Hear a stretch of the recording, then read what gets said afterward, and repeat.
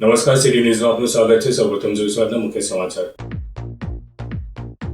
ઝઘડિયાની metropolitan એક્ઝિમ કેમ્પમાં પ્રચંડ ધડાકા સાથે ભીષણ આગ, 10થી વધુ શ્રમિકો દાઝી જતા સારવાર હેઠળ। પ્રચંડ વિસ્ફોટ બાદ આગે રૌદ્ર સ્વરૂપ ધારણ કર્યું। 15થી વધુ ફાયર બ્રિગેડે ભારે જહેમત બાદ આગ પર કાબુ મેળવ્યો। ભરૂચમાં ચૂંટણી ફરજ બજાવતા કર્મચારીઓનું બેલેટ પેપરથી મતદાન, 200થી વધુ કર્મચારીઓએ મતાધિકારનો ઉપયોગ કર્યો।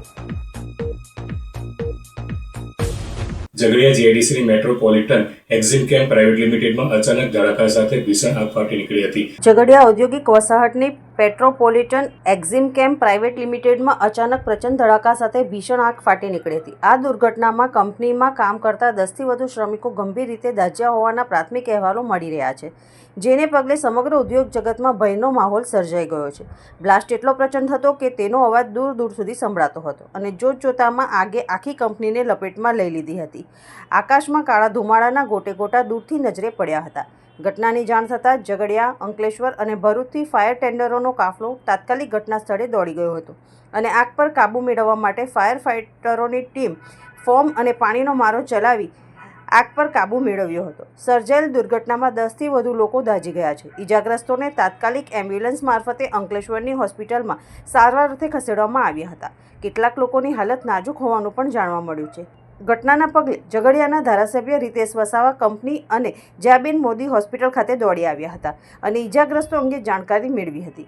કંપનીમાં હજુ પણ અન્ય કોઈ શ્રમિકો ફસાયેલા છે કે કેમ તે અંગે તપાસ કરવામાં આવી રહી છે અને Bharuch deputy director industrial safety and health અને પોલીસ દ્વારા પણ તપાસના ચક્રો ગતિમાન કરવામાં આવ્યા છે। ઝઘડિયા જીઆઈડીસી મેટ્રોપોલિટન કંપની અંદર બ્લાસ્ટ થયો છે।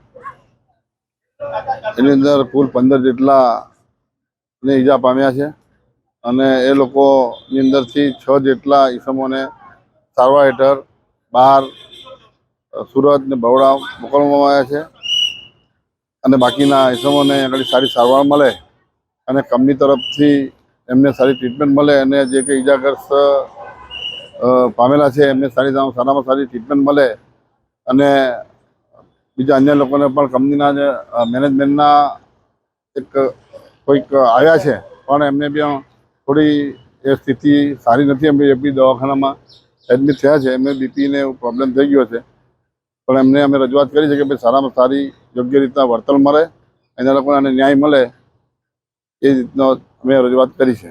ભરૂચમાં સામાન્ય ચૂંટણીને અનુલક્ષીને ફરજ બજાવનાર શિક્ષકો અને સરકારી કર્મચારીઓ માટે વિશેષ મતદાન પ્રક્રિયા આયોજનબદ્ધ રીતે યોજાઈ હતી। મામલતદાર કચેરીના સભાખંડ ખાતે આયોજિત આ મતદાનમાં 200થી વધુ કર્મચારીઓએ બેલેટ પેપર દ્વારા પોતાના મતાધિકારનો ઉપયોગ કર્યો હતો। ચૂંટણી કામગીરીમાં વ્યસ્ત રહેનારા કર્મચારીઓ મતદાનના દિવસે પોતાના મતદાન કેન્દ્ર પર હાજર રહી શકતા ન હોવાથી તેઓ માટે પૂર્વ મતદાનની આ વ્યવસ્થા કરવામાં આવી હતી। મતદાન પ્રક્રિયા દરમિયાન શિસ્તબદ્ધ આયોજન અને સુરક્ષાની યોગ્ય વ્યવસ્થા કરવામાં આવી હતી, જેથી સમગ્ર પ્રક્રિયા સરળતાથી પૂર્ણ થઈ શકે। ચૂંટણી અધિકારી માધવી મિસ્ત્રીના નિરીક્ષણ હેઠળ આ મતદાન પ્રક્રિયા પારદર્શક અને શાંતિપૂર્ણ માહોલમાં પૂર્ણ કરવામાં આવી હતી। કર્મચારીઓમાં મતદાન પ્રત્યે ખાસ ઉત્સાહ જોવા મળ્યો હતો અને લોકશાહી પ્રત્યેની પોતાની જવાબદારી નિભાવવા તેઓ મોટી સંખ્યામાં ઉપસ્થિત રહ્યા હતા। આ પ્રક્રિયા દરમિયાન ચૂંટણીમાં ફરજ બજાવનાર કર્મચારીઓ પણ પોતાના મતાધિકારથી વંચિત ન રહે તે સુનિશ્ચિત કરવામાં આવ્યું છે, જે લોકશાહી પ્રણાલી માટે મહત્વપૂર્ણ માનવામાં આવે છે। ભરૂચની ભોલાવ જિલ્લા પંચાયત વિસ્તારમાં ધારાસભ્ય રમેશભાઈ મિસ્ત્રીની ઉપસ્થિતિમાં ભવ્ય કેસરિયા રેલી યોજાઈ હતી। સ્થાનિક સ્વરાજની ચૂંટણીના પ્રચાર પ્રસાર અંતિમ તબક્કામાં પહોંચ્યા છે, ત્યારે ભાજપ દ્વારા ભોલાવ જિલ્લા પંચાયતની પ્રજાના ભાજપ પર વિશ્વાસ અને પ્રતિસાદ બદલ આભાર વ્યક્ત કરવા કેસરિયા રેલી યોજવામાં આવી હતી। ભરૂચના ધારાસભ્ય રમેશભાઈ મિસ્ત્રીની આગેવાનીમાં જિલ્લા યુવા મોરચા પ્રમુખ શક્તિસિંહ પરમાર અને જિલ્લા સંગઠન દ્વારા કેસરિયા રેલીમાં તમામ ઉમેદવારો પણ જોડાયા હતા। કોલેજ રોડ ભોલાવથી રેલીનું પ્રસ્થાન કરી ભોલાવના વિવિધ વિસ્તારમાં કેસરિયા રેલી ફરી વિજય વિશ્વાસનો સંકલ્પ વ્યક્ત કરાયો હતો। કેસરિયા રેલીમાં પ્રદેશ કારોબારી સભ્ય મારુતિસિંહ અટોદરિયા, ઉપપ્રમુખ નિરલ પટેલ, પૂર્વ કારોબારી અધ્યક્ષ ધર્મેશ મિસ્ત્રી, દિવ્યેશ પટેલ સહિતના આગેવાનો અને કાર્યકરો જોડાયા હતા। અંકલેશ્વર નજીક આવેલ મુલક ટોલ ટેક્સ પર ગેરકાયદેસર રીતે ટેક્સ વસૂલાતો હોવાનો આક્ષેપ સાથે પોલીસ ફરિયાદ નોંધવા પામી છે। અંકલેશ્વર પાસેના મુલટ માંડવા નર્મદા બ્રિજ ટોલટેક્સ પર ગેરરીતિઓ ચાલતી હોવાના આક્ષેપ સાથે અંકલેશ્વર બી ડિવિઝન પોલીસ સ્ટેશનમાં લેખિત ફરિયાદ નોંધવામાં આવી છે. સુરતના સરથાણા વિસ્તારમાં રહેતા સામાજિક કાર્યકર રાજેશ ભોળા રામાણી દ્વારા આપવામાં આવેલી અરજીમાં જણાવાયું છે કે ટોલટેક્સ પર કાર્યરત કેટલાક પરપ્રાંતીય તેમજ સ્થાનિક કર્મચારીઓ વાહન ચાલકો સાથે અભદ્ર વર્તન કરી નિયમ કરતાં વધુ રકમ બળજબરીથી વસૂલતા હોવાના આરોપ છે. ફરિયાદ અનુસાર ઓવરલોડના બહાના હેઠળ વાહન ચાલકો પાસેથી વધારાની રકમ લેવામાં આવે છે તેમજ કેટલાક કર્મચારીઓ ચાલુ વાહનો પાસે જઈ જોખમી રીતે વસૂલાત કરતા હોવાને કારણે અકસ્માતની શક્યતાઓ વધે છે અને જાહેર સુરક્ષા જોખમાય છે. અરજદારે વધુમાં આક્ષેપ કર્યો છે કે ટોલ પર કામ કરતા કેટલાક કર્મચારીઓનું પોલીસ વેરિફિકેશન કરવામાં આવ્યું નથી તેમજ ટોલના નિયમિત દરોનું પાલન થતું નથી. સ્થાનિક વાહન ચાલકોને મળવાની રાહતનો અમલ પણ ન થતો હોવાનો ઉલ્લેખ અરજીમાં કરવામાં આવ્યો છે. વારંવાર આવી ઘટનાઓ બનતી હોવાને કારણે સમગ્ર મામલે આયોજનબદ્ધ ગેરરીતિની શંકા વ્યક્ત કરી ટોલના મુખ્ય કોન્ટ્રાક્ટર સામે પણ તપાસ કરવાની માંગ થવામાં આવી છે. ફરિયાદમાં ટોલ કર્મચારીઓ અને કોન્ટ્રાક્ટર સામે તપાસ હાથ ધરવી, સીસીટીવી ફૂટેજની તપાસ કરવી, પોલીસ મોનિટરિંગ ગોઠવવું તેમજ નિયમભંગ સાબિત થાય તો નેશનલ હાઈવે ઓથોરિટી દ્વારા કોન્ટ્રાક્ટ રદ કરવાની ભલામણ કરવાની માંગ કરવામાં આવી છે. હાલ અંકલેશ્વર બી ડિવિઝન પોલીસ દ્વારા અરજી સ્વીકારી આગળની તપાસ હાથ ધરવામાં આવી હોવાનું જાણવા મળી રહ્યું છે. મુલટ માંડવા ટોલટેક્સ પર થયેલા આ ગંભીર આક્ષેપોને લઈને હવે પોલીસ તપાસમાં શું બહાર આવે છે તે જોવું રહ્યું. માંડવા જે ટોલટેક્સ છે ભરૂચ નર્મદાનો, ત્યાંથી પસાર થવાનું હોય છે ત્યારે ઘણીવાર એવું બને છે કે ત્યાંના કર્મચારીઓ જે ગુંડાઓના વેશમાં ત્યાં ઊભા હોય છે તે મરજી મુજબનો ટોલટેક્સ વસૂલે છે તેમજ ઓવરલોડના નાણાં વસૂલવામાં આવે છે અને ત્યારબાદ કોઈપણ પ્રકારની કાટા પરચી કે કોઈપણ પ્રકારની નાણાં ભર્યાની રસીદ આપવામાં આવતી નથી. જ્યારે આ રસીદ કે કંઈ માંગવામાં આવે છે ત્યારે ડ્રાઈવરો સાથે બેહુદું વર્તન કરવામાં આવે છે, ગાળો બોલવામાં આવે છે, મારપીટ પણ ઘણીવાર કરી લેવામાં આવે છે અને વાહન સાથે ટીંગાઈ જાય છે વાહન ઊભું રાખવા માટે. તો આવા કિસ્સામાં જ્યારે કોઈ દુર્ઘટના ઘટશે, જાનહાનિ થશે તો આનો જવાબદાર કોણ? એટલે જે ટોલનાકાના કોન્ટ્રાક્ટરો છે તે લોકો પણ આ બધા વાતને પ્રોત્સાહન આપે છે. એને બી ઘણીવાર અમે ટેલિફોનિક રજૂઆત કરી છે કે તમારા માણસો આ રીતે ગુંડાગર્દી કરે છે છતાં સાંભળતા નથી અને એવો જવાબ આપે છે કે ભાઈ તમારે એ રીતે નાણાં આપવા જ પડશે, કોઈ રસીદ મળશે નહીં, કાટા પરચી મળશે નહીં અને અમારી કોઈ પણ રજૂઆત સાંભળતા નથી. અને લોકલો વાહનો પાસે પણ ટોલ ટેક્સ વસૂલવામાં આવે છે, દાદાગીરીથી વસૂલવામાં આવે છે અને ચોક્કસ જે એ લોકો પાસે લિસ્ટ છે એ મુજબના વાહનોમાં હપ્તા લઈને વાહનો જવા દેવામાં આવે છે. એમાં કોઈ ટોલ ટેક્સ નથી માગવામાં આવતો કે કોઈ ઓવરલોડનો ટેક્સ માગવામાં નથી આવતો અને કાંટા ઉપર ગાડી ચલાવવામાં નથી આવતી. એટલે ચોક્કસ વાહનોમાં એમ જ વાહનો પસાર થઈ દેવામાં આવે, મોકલી દેવામાં આવે છે અને અમુક અમારા જે વાહનો છે જે અમે એને હપ્તા નથી આપતા એવા વાહનો પાસેથી દાદાગીરી કરીને બળજબરીપૂર્વક જે પરપ્રાંતિયો માણસો જે ગુંડાઓ રાખેલ છે એના દ્વારા વસૂલાત કરવામાં આવે છે, દાદાગીરી કરવામાં આવે છે. મારું નામ વિજયભાઈ રામજીભાઈ ખોટ, હું સુરતનો રહેવાસી છું અને ટ્રાન્સપોર્ટનો ધંધો કરું છું. આપણે માંડવા ટોલ ટેક્સ છે જે ભરૂચ નર્મદા બ્રિજ ઉપર, ત્યાંથી અમારા વાહનો પ્રસાર થાય છે, ટ્રકો. એમાં આ લોકો બિનજરૂરી પૈસા માંગે છે અને અમુક એમના જે મળતિયા હોય એમના કોઈ ટ્રકના, એના કોઈ ભારે વાહનના કે કોઈ ટોલ ટેક્સના પૈસા લેવામાં નથી આવતા. ફક્ત ને ફક્ત જે અજાણ્યા વ્યક્તિઓ છે એમની પાસે જ લેવામાં આવે છે, બાકી બધાને છોડી દેવામાં આવે છે. અને આ ટોલ ટેક્સ ઉપર ઓવરલોડ નો દંડ વસૂલવામાં એક જ ટોલ ટેક્સ ઉપર આવે છે, બાકી ગુજરાતમાં કોઈ ટોલ ટેક્સ ઉપર આવો દંડ વસૂલવામાં નથી આવતો. બીજા નંબરમાં કે ત્યાં ડ્રાઈવરો હારે ગુંડાગર્દી કરે છે, માલિકો ફોન કરે તો એમની હારે બી ગુંડાગર્દી કરે છે અને કે તમારે જ્યાં જે વસ્તુ કરવી એ કરજો, અમારે અહીંયા આ જ રીતે પૈસા લેવામાં આવશે. આવી રીતે બધી દાદાગીરી કરીને એ બધું ત્યાં ટોલ ટેક્સ ઉપર બધી ચાલે છે. અને બહારના માણસો, પરપ્રાંતીય માણસો, સ્થાનિક માણસોને જે નોકરીએ રાખે છે એ ગાડીઓ પાછળ લટકાઈ જાય છે.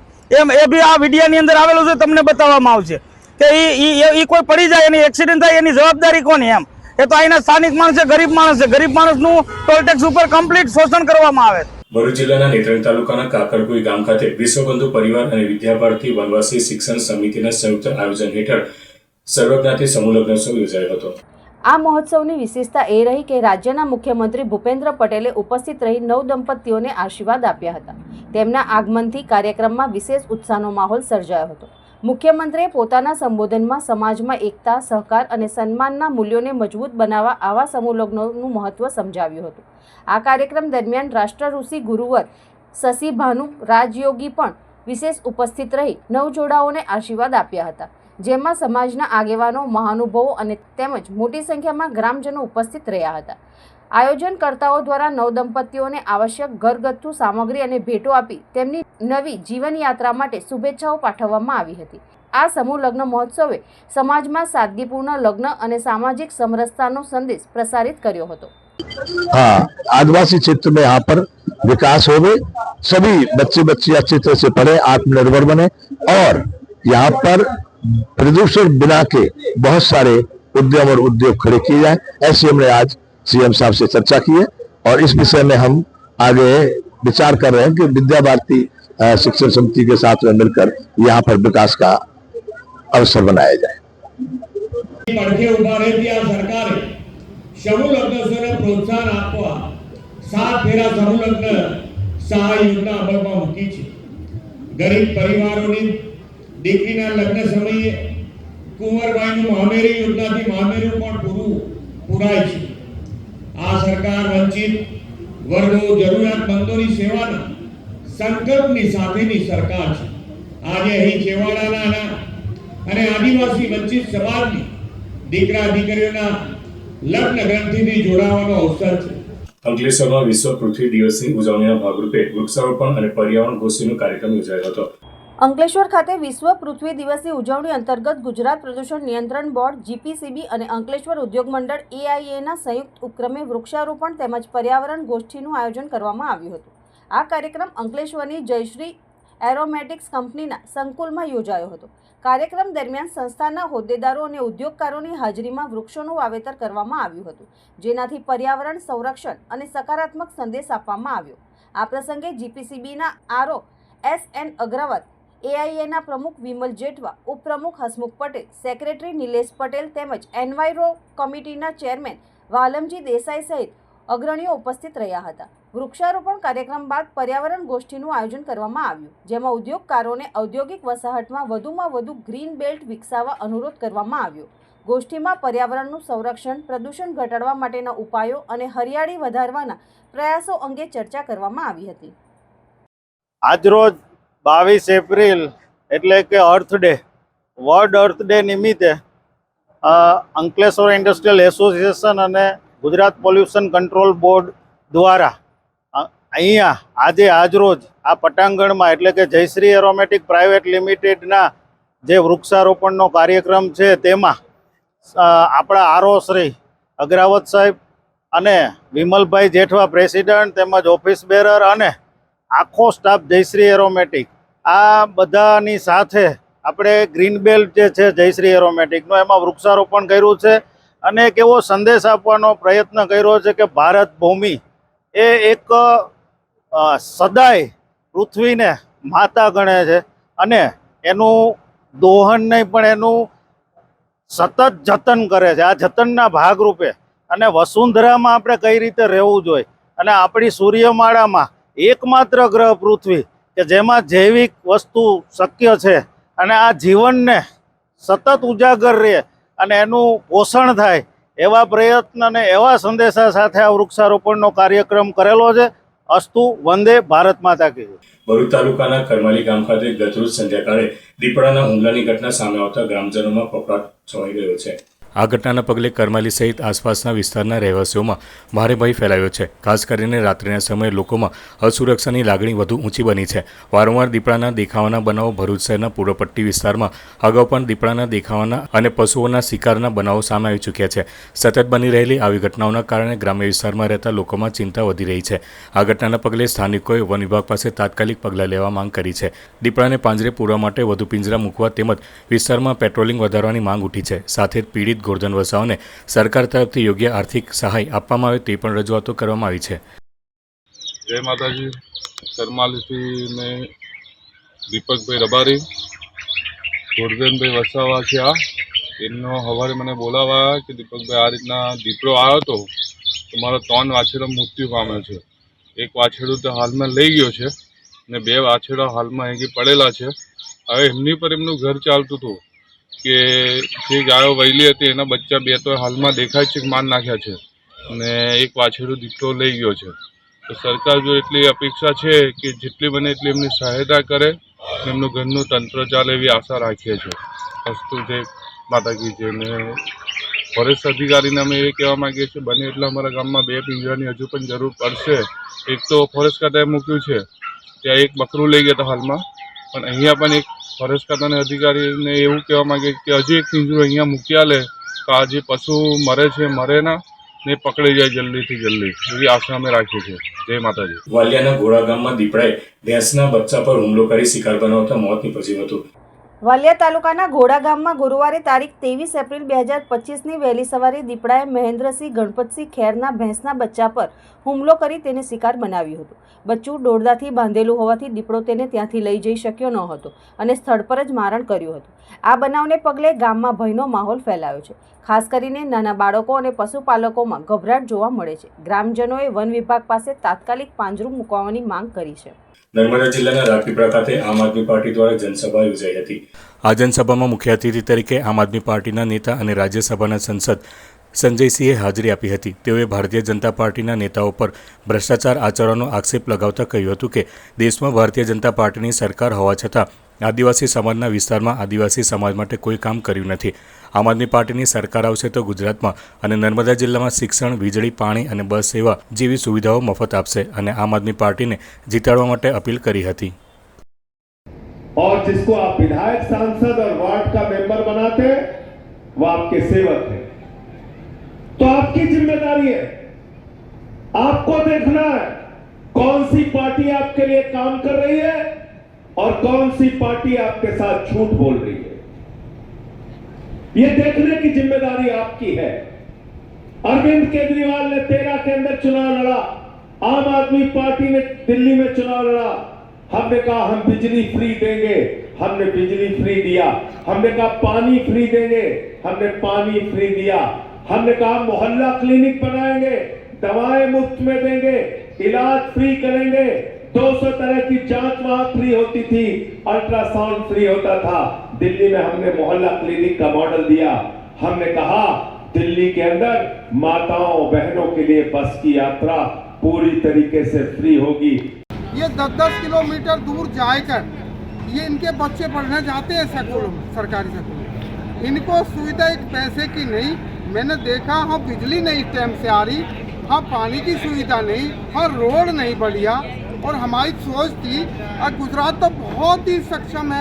गुजरात तो हमारे हिंदुस्तान में सबसे बड़ा जोन है, बड़े से बड़ा व्यापार गुजरात में है. सारे बड़े से बड़े डायमंड के व्यापारी गुजरात में है. सबसे बड़ा उद्योग गुजरात में है. तो हमें उम्मीद थी गुजरात तो एक बहुत सक्षम है. और गुजरात में जब हम घूमे गांव में तो गांव में जाके देखा जिससे हमारा भविष्य उज्जवल होता है. हमारे बच्चों को स्कूल नहीं पढ़ने के लिए, चंद आदमी सक्षम है जिनके बच्चे चले जाते हैं प्राइवेट स्कूलों में. लेकिन 90% आबादी जो गांव में रहती है उनके बच्चों को सुविधा पढ़ने के लिए नहीं, उनके रोड अच्छे नहीं, उनका पानी अच्छा नहीं, रात में बिजली अच्छी नहीं आती. ये हमने देखा दिल्ली में तो झुग्गियों में भी पानी है. પાલેજ તાલુકા પંચાયત 1 બેઠક કોંગ્રેસ તેમજ પાલેજ જિલ્લા પંચાયત 22 બેઠક કોંગ્રેસના ઉમેદવારોની ભવ્ય બાઇક રેલી યોજાઈ હતી. સ્થાનિક સ્વરાજ્યની તાલુકા જિલ્લા પંચાયતની ચૂંટણીને હવે માત્ર ગણતરીના કલાકો આડા છે ત્યારે બે મુખ્ય રાજકીય પક્ષો કોંગ્રેસ અને ભાજપ દ્વારા મતદારોને રીઝવવા માટે ભરપૂર પ્રયાસો ચાલી રહ્યા છે. જે અંતર્ગત પાલેજ તાલુકા પંચાયત 1 બેઠકના કોંગ્રેસના ઉમેદવાર મોહસિન પઠાણ તેમજ પાલેજ જિલ્લા પંચાયત 22 બેઠક કોંગ્રેસના ઉમેદવાર ભાવનાબેન વસાવાની સમર્થકો સાથે બાઇક રેલી યોજાઈ હતી. આયોજિત બાઇક રેલી ટંકારિયા ગામમાંથી પ્રસ્થાન થઈ પાલેજ જિલ્લા પંચાયત બેઠકના 12 ગામોમાં પરિભ્રમણ કરી પરત ટંકારિયા પહોંચી હતી. બાઇક રેલી ટાઉનના મુખ્ય બજાર થઈ દરગાહ રોડ, પોલીસ મથક પાસેથી નવીનગરી, આઝાદનગરી, લીમડા શેરી થઈને નગરની વિવિધ કોલોનીઓમાં પરિભ્રમણ કરી પાલેજ જિલ્લા પંચાયત 22 બેઠકના 12 ગામોમાં પરિભ્રમણ કરી ટંકારિયા પરત ફરી હતી. બાઇક રેલી સાથે પાલેજ પોલીસનો બંદોબસ્ત ગોઠવવામાં આવ્યો હતો. હવે જોવાનું એ રહ્યું કે આગામી 26 એપ્રિલે યોજાનારી ચૂંટણીમાં મતદારો કયા પક્ષના ઉમેદવારને વિજયની વરમાળા પહેરાવશે તે 28 એપ્રિલે જાણવા મળશે. આજ રોજ ટંકારિયા ગામેથી રેલી લઈ અમે પાલેજ ગામે આવેલા છે અને ત્યાં અહીંથી લઈને શેગવા રહી કિશનાર રહીને ત્યાં સમાપ્ત થશે. કયા મુદ્દાઓ મતદારો વચ્ચે લઈને ગયા છો અને મુદ્દા છે મારી આગલી ટર્મમાં મેં જે 46 કામ કરેલા છે પાલેજના વિકાસ માટે, રોડ, રસ્તા, ગટર લાઇન, કુટીરો, બેસવા માટે તળાવની આજુબાજુને બ્યુટિફિકેશન, એવા ઘણા કામો કરેલા છે. એવા પાલેજમાં મેં 46 કામ કરેલા છે.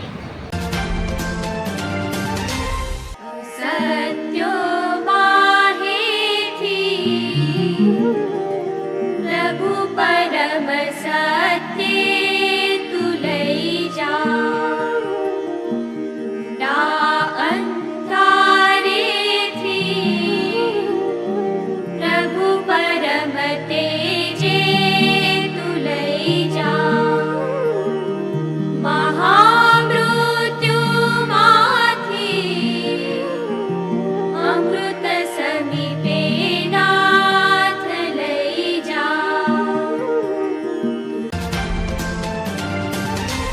અંતમાં મુખ્ય સમાચાર પર ફરી એક નજર. ઝઘડિયાની મેટ્રોપોલિટન એક્ઝિમ કેમ્પમાં પ્રચંડ ધડાકા સાથે ભીષણ આગ. 10 થી વધુ શ્રમિકો દાઝી જતા સારવાર હેઠળ. પ્રચંડ વિસ્ફોટ બાદ આગે રૌદ્ર સ્વરૂપ ધારણ કર્યું. 15 થી વધુ ફાયર બ્રિગેડે ભારે જહેમત બાદ આગ પર કાબુ મેળવ્યો. ભરૂચમાં ચૂંટણી ફરજ બજાવતા કર્મચારીઓનું બેલેટ પેપરથી મતદાન. 200 થી વધુ કર્મચારીઓએ મતાધિકારનો ઉપયોગ કર્યો. તો આ હતા સિટી ન્યૂઝ. આવતીકાલે ફરી મળીશું નવા સમાચાર સાથે. નમસ્કાર.